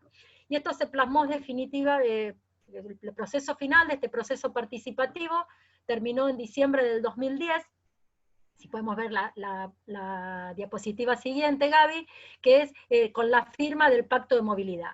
Es un pacto de movilidad, la verdad que para nosotros es sumamente importante, es un pacto con el que fue el proceso final, ¿no?, de todo este proceso participativo, donde muchísimas organizaciones de la sociedad civil de nuestra ciudad, digamos desde los frentes políticos del Consejo Municipal, asociaciones de usuarios, las universidades, los vecinos, digamos, y múltiples actores, más de muchísimas instituciones, firmaron este pacto de movilidad. Un pacto que viene de la mano de un modelo de movilidad deseada para nuestra ciudad, ¿no? Creo que eso fue el resultado, fue pensar en cómo nos queríamos mover las rosarinas y los rosarinos en nuestra ciudad, y por lo tanto, bajo qué principios de movilidad íbamos a llevar adelante, y 3 estrategias fundamentales con las que se plasmó el plan de movilidad. Entonces, pasamos a la diapositiva siguiente, que es hacia dónde íbamos, hacia dónde vamos como ciudad, con 3 estrategias fundamentales. La primera, que es la promoción del transporte público masivo; la segunda, el desarrollo del transporte no motorizado, esto es, hoy le llamamos movilidad activa, esto es, tanto los peatones y los ciclistas desde los procesos propios de planificación, y la disuasión del transporte motorizado individual. Estas son las 3 grandes estrategias en la cual se plasma y se establecen, digamos, los diferentes ejes, tanto los ejes comunes como los ejes transversales en nuestro plan de movilidad. Si pasamos a la diapositiva siguiente, simplemente, como decíamos, el plan de movilidad se presentó finalmente en el 2011, luego que en diciembre del 2010 terminó el proceso participativo. Y lo que queríamos contarles es decir que esto de la planificación y la participación ciudadana y la construcción de los consensos se hace en todos los procesos, ¿no es cierto? Nosotros lo tuvimos en cuenta en nuestro plan de movilidad, pero cuando implementamos carriles exclusivos en nuestra ciudad, que fue por primera vez allá en febrero del año 2011, si bien sacamos una ordenanza con un voto por unanimidad del Consejo Municipal, cuando se estaba por implementar, comenzaron a surgir, como siempre, como mostraba Lía en la otra diapositiva, ¿no?, las reacciones en contra de dónde vamos a estacionar, bueno, todo un problema de, lo conocemos siempre, ¿no?, de los comerciantes, las caídas de las ventas y demás. Y la verdad que yo de este proyecto simplemente contarles que lo pudimos implementar y sostener, porque previo a ser implementado, firmamos más de 40 actas de acuerdo. ¿Con quiénes, me van a preguntar ustedes? A ver, comenzamos primero con los sindicatos, el sindicato de los recolectores de caudales, el sindicato de los recolectores de residuos, con los bancos, con la asociación empresaria, con los jardines de infantes, con los geriátricos, con una concepción. Todo es conversable, pero no todo es negociable. Entonces, los carriles exclusivos se iban a implementar, y si los distintos actores en los cuales interveníamos, las distintas arterias, pensaban que se estaba interfiriendo de alguna manera su actividad, pensábamos juntos en encontrar soluciones alternativas para poder implementarlo. Así que desde ese momento hasta la fecha funcionan los carriles exclusivos, y esto era como un ejemplo para contarles el tema de la participación y la construcción de los consensos.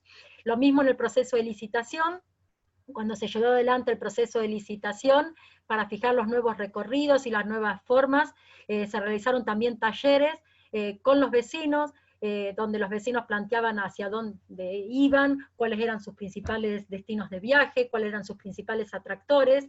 Por supuesto que no es que solamente con la participación ciudadana, porque tenemos herramientas tecnológicas, elementos técnicos, pero no podemos cerrarlo desde una oficina, sino que debemos trabajarlo siempre al lado del vecino para que esos cambios puedan implementarse y puedan sostenerse. Si vamos a la próxima diapositiva, en la próxima, si puedes pasar a la próxima, es contarles, bueno, esto que veíamos antes eran procesos de participación en el transporte público. En cuanto a la movilidad, nosotros ponemos esa foto, es una avenida muy conocida en nuestra ciudad, es Avenida Pellegrini, y la verdad que esto cuando uno lo cuenta ahora, parece mentira. Ayer escuchaba justamente una nota en el noticiero nuestro de la ciudad, del incremento del uso de las bicicletas ahora en el marco de la pandemia en la ciudad, y el periodista decía que cuando se implementaron todo esto, cómo nos resistimos a estos cambios, ¿no? Y esto es mostrarle esa foto, cuando se implementó por primera vez esta ciclovía en la ciudad, también hubo mucha resistencia, y también la pudimos implementar porque trabajamos junto con las universidades, con los colegios que se encuentran implementadas, con la Asociación de Comercios de esa avenida, que hay una asociación comercial. Así que bueno, creo que esa es la clave, ¿no? Que cuando queremos generar cambios que implican cambios de usos en la ciudadanía, es muy importante el trabajo colectivo y el trabajo de participación para poder implementarlo. Si pasamos a la próxima, Gaby, por favor, vamos entonces a seguir con esto de que pensamos que nuestras políticas son necesarias implementar todas las políticas de movilidad con políticas de cercanía. Esto es, establecimos una escuela ciclista en la ciudad, gratuita, para que se aprenda a andar en bicicleta, o sea, fortalecer las prácticas ciclistas con seguridad, bueno, y actividades que realizamos desde las colonias de vacaciones y en las escuelas para que se pueda trabajar en este cambio de paradigma que creemos que es realmente lo que cambia en la ciudad la manera de movernos. En la próxima, para ir apurando un poquito, así les puedo contar la forma en la que los tenemos, hemos trabajado fundamentalmente, como decíamos, con la participación ciudadana. Si puedes pasar la próxima diapositiva, era contarles simplemente que tenemos algunos mecanismos de participación con los que hemos trabajado, y hemos decidido cambiar algunas formas en las que hablamos. Bueno, esta de participación se las conté antes, y queremos pasar a la próxima, tanto en la formulación como en la planificación y ejecución. Y en la próxima diapositiva, para contarles estas palabras que dejamos de usar. En lugar de hablar de campañas, empezamos a hablar de estrategias, en lugar de hablar de comunicación, hablar de educación, y en lugar de decir que estábamos divulgando determinados proyectos, hablar que estábamos concientizando, que estamos trabajando para generar una nueva conciencia colectiva sobre que la manera de movernos impacta en la calidad de vida de todas y todos los rosarinos. Todo esto lo llevamos adelante con una institucionalización, que era un poco también lo que les quería contar, el ente, que me preguntabas vos antes, y yo desde el año 2007 fui gerenta general del ente de la movilidad, luego directora del ente de la movilidad, hasta que fui secretaria de transporte. Se crea como, creo que acá yo le quisiera contar 2 o 3 cositas importantes. Primero surge como ente de transporte porque era exclusivamente para los colectivos, luego en el 2011, y con el nuevo paradigma, se nos transformamos en ente de la movilidad, y el ente pasó entonces a sumar otras jurisdicciones que tenían que ver con toda la planificación de la movilidad de la ciudad. El ente es un ente autárquico, no son empleados públicos, creo que esto es importante, es un ente profesional con una mirada muy interdisciplinaria en la que participan, yo soy ingeniera, pero soy ingeniera, no estoy más en el ente, digo, pero actualmente su presidenta también es ingeniera, y digamos, pero hay múltiples disciplinas, desde, bueno, la arquitectura, ingeniería en sistemas, antropólogos, sociólogos, comunicadores, economistas, ingenieros ambientales, ingenieras ambientales, ingenieras en sistemas. Digo, creo que nos permite esto, ¿no? Que un tema tan complejo como es la movilidad, poder abordarla también desde múltiples disciplinas y con múltiples miradas. Y contarles que este ente, si querés pasar a la próxima diapositiva, por favor, 2 o 3 temas que me parecían importantes. El staff de gestión es lo que hablábamos antes, interdisciplinario totalmente, no empleados públicos, que también nos permite otras flexibilidades. Entonces, todo el tema de transporte y movilidad pasa a ser gestionado, no es más el Consejo Municipal quien define los cambios de recorrido, las paradas, sino que lo establece este ente. Y cabe acá 2 cuestiones importantes. Una, el directorio. El vicepresidente del ente, la vicepresidenta del ente, perdón, en este momento, es siempre un concejal o concejala por la oposición del Consejo Municipal, lo que nos permite tener en el directorio de este organismo el oficialismo y la oposición cogobernando un ente autárquico. Y esto no es menor porque justamente nos permite, en el marco del ente, poder generar todas las discusiones en el directorio, que el directorio claramente sí es un directorio político, ¿no? Y un consejo consultivo que, como contaba Lía, también tiene participación, no solamente de las empresas de transporte, de la UTA, digamos, de los trabajadores y las trabajadoras del sector, de las universidades públicas de la ciudad, participan las asociaciones de empresarias, participan las asociaciones de defensa del consumidor, y nuestra ciudad está dividida por distritos, y en cada barrio hay lo que llamamos vecinales, que serían unión de vecinos. Entonces en este consejo consultivo también participan 2 vecinales, o 2 organizaciones de vecinos, una titular y una suplente, por cada uno de los 6 distritos que forman la ciudad. Esto me parece que también el consejo consultivo nos genera un mecanismo de diálogo y de formulación de proyectos que es sumamente enriquecedor al momento de estar. Y lo que sí, en esto que siempre decíamos, la participación del Estado y un Estado presente, implica que este ente tiene toda la información, digamos, y toda la información puesta al servicio del ente para poder planificar, para poder gestionar. De hecho, en este momento de pandemia, el ente ha implementado y ha publicado, y son públicos todos los indicadores de movilidad. Si ustedes acceden a la página del ente de la Ciudad de Rosario, van a poder ver los indicadores de movilidad, para ver cómo la demanda fluctuó en todo este tiempo, con valores muy parecidos a los que contaba Lía. Estamos en un 27% del transporte público, el taxi se mantuvo en un 80%, las bicicletas públicas la verdad que están funcionando muy bien en la ciudad, y la verdad que son parte de nuestro paisaje urbano, y la verdad que es un desafío muy grande, y la municipalidad ha implementado en esta época, ha sumado 32 kilómetros de ciclovías que funcionan como transitorias hoy, pero la verdad que ojalá sigan quedándose, porque creo que es una medida sumamente acertada seguir implementando más y mejores ciclovías en la ciudad. Creo sí que hay, también si miramos las fluctuaciones del tránsito a través de los diferentes sensores que uno tiene, pues es algo que a mí me preocupa en particular, que tenemos aún en esta época ya valores de circulación del tránsito del 80-85%, lo que correspondía a un día hábil prepandemia, digamos, tomada como referencia que tomó el ente el 13 de marzo, así que creo que tenemos que pensar claramente en establecer mecanismos que sea esto, la no estigmatización del transporte público masivo, porque realmente creo que en la manera de movernos en forma sostenible de acá en adelante, el transporte público debe ser garantizado para todas y todos los que tienen como forma de movilidad el transporte público, y debemos garantizarlo con seguridad. Si queremos pasar a la próxima diapositiva, contarles que nosotros contamos desde el año 2010 con un ente de coordinación metropolitano que surge como una asociación voluntaria, primero de 17 municipios, actualmente lo componen 26 municipios, con por supuesto diferentes signos políticos, cada uno de ellos, y es un espacio que surge como coordinación y promoción de políticas.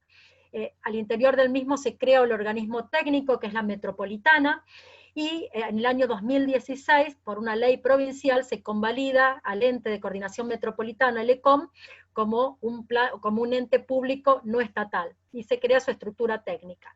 Esto es sumamente importante porque creo que realmente es un modelo muy interesante para que ustedes puedan mirar.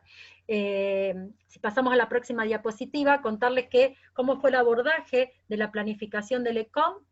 Fue un abordaje territorial, donde acá están todos los municipios y comunas que le integran, donde se partió de la identificación de problemas y oportunidades, tanto en el área en su conjunto como por corredores, y luego aparecen abordajes sectoriales, como decíamos antes, accesibilidad y movilidad, ambiente, suelo y vivienda, y luego las problemáticas de cada una de las localidades, donde se trabajó junto con cada uno de los municipios, desde el organismo técnico del ECOM, y se constituyeron 26 planes urbanos locales. Y esto es fundamental porque nosotros pensamos siempre que urbanismo y movilidad es un binomio inseparable, lo decimos, ¿no? No podemos pensar en cómo movernos si no sabemos cómo crecen las ciudades. Todas las proyecciones establecen que hacia el año 2050 las 2/3 partes de la población mundial va a vivir en ciudades, y sabemos todos que la forma en que estas ciudades crecen afectan al desarrollo sostenible. No es inocuo el crecimiento de las ciudades,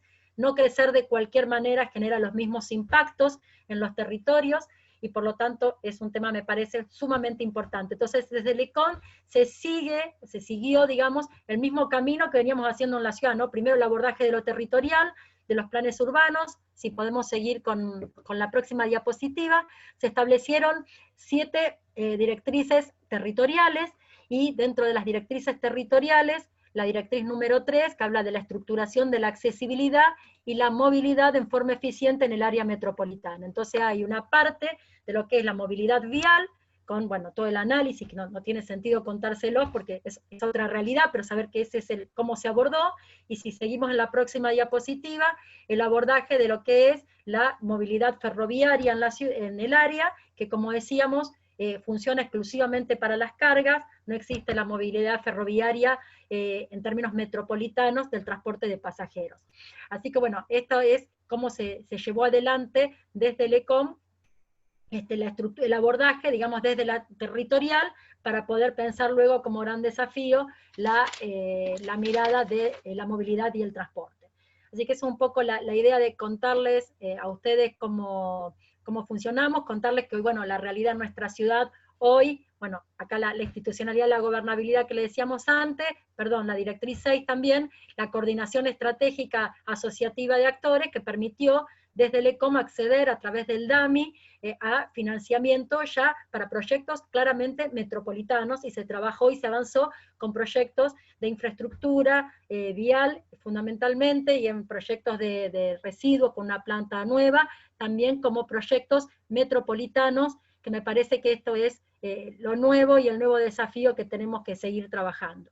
Les quería, con esto termino la presentación, sin antes decirle que el tema de las desigualdades y las inequidades, la verdad que yo sé que el público de ustedes no le va a causar mucha simpatía lo que vaya a decir, pero la verdad que cuando uno visualiza, nosotros tenemos una tarifa de transporte público de 32 pesos con 50, y esto no es ni más ni menos que las inequidades y las asimetrías en la distribución de los subsidios nacionales entre el centralismo y el interior, y cuando uno lo puede visualizar, el 70% de los subsidios van hacia jurisdicción nacional, permite tener las tarifas que pueden tener, digamos, en ese territorio ustedes, pero bueno, no está mal eso, lo que está mal es que no nos llegue a todos, y que todas las argentinas y argentinos que vivimos en distintas partes del país podamos tener acceso, porque simplemente cierro con esto, nosotros al haber implementado la tarjeta sin contacto previo al SUBE, tampoco tenemos atributos sociales, es decir, que todas las políticas de solidaridad que la que hablamos, las hace frente al municipio, y tenemos, bueno, subsidios, por supuesto, municipio, provincia y nación, pero los de la nación no son equitativos para todas y todos los argentinos. Nada más. Con eso cierro. Gracias Mónica, ya nos queda claro que nos querés aumentar las tarifas a nosotros los porteños. Somos víctimas de... Quiero que baje la nuestra, quiero que podamos sostener nuestro sistema de transporte, y para eso quiero que lleguen. Miren, se aprobó la nueva ley de transporte, y con gran esfuerzo los diputados nacionales lograron incorporar 10.500 millones de subsidios para todo el interior del país, y lo tenemos que estar festejando, pero claramente lo festejamos, por supuesto, porque es más que nada, pero sigue marcando las asimetrías y las inequidades. Por supuesto. Yo, más allá del chiste, Mónica, muchísimas gracias por la presentación, clarísima. Tenemos un problema, es muy tarde y tenemos muchas preguntas, entonces yo les propongo a todos y a todas los y las expositoras y a los que están viendo por Zoom, eventualmente repetir el encuentro para hacer la segunda parte de las preguntas, y no demorarnos y retener tanto tiempo a las y los expositores. Como les había dicho al principio, esto está pensado como un ciclo de encuentros que vamos a organizar en las próximas semanas para nutrirnos de insumos y experiencias en el marco de la discusión del Plan Urbano Ambiental de la Ciudad de Buenos Aires, y quiero felicitar a mi equipo porque la verdad que armó un panel muy complementario. Matías señaló la importancia de la perspectiva metropolitana para el diseño de las políticas. Federico nos planteó todas las carencias que en esa materia hay en el área metropolitana de Buenos Aires, y tanto Lía como Mónica nos acercaron caminos posibles para recorrer la gestión, la planificación y la administración del sistema de transporte público. Lía hizo eje en la arquitectura normativa y en los elementos de gestión, la ingeniería de gestión, y Mónica, que creo que nos hiciste un gran aporte en el sentido de contarnos cómo es el proceso de participación ciudadana en los procesos de planificación. Nosotros en la Ciudad de Buenos Aires venimos muy rezagados, a pesar de que nosotros tenemos una constitución de avanzada en materia de promoción de la participación, pero las herramientas que el macrismo en la ciudad diseñó para que se produzca esa participación no tienen los efectos que evidentemente tuvieron en el caso de Rosario. Yo quiero agradecerles, a Matías, mi compañero de bloque, a Federico, a Mónica y a Lía, comprometerlos y comprometerlas a una actividad más donde podamos hacer las preguntas que quedaron en el chat y que me mandaron acá a mi celular. Y nada, eso, agradecerles muchísimo, nos fue muy, muy útil, y eso, comprometerlos para una próxima. Seguramente con Matías armemos algo con el resto de nuestro bloque, así podemos hacerles conocer la experiencia tanto de Mendoza como de Rosario. Matías, no sé si querés decir algo para cerrar y saludar. No, agradecerles a todos. Solamente no pensemos los subsidios, no pensemos las tarifas, o sea, pensémoslas como salario indirecto y no, me parece que es importante pensarlas así.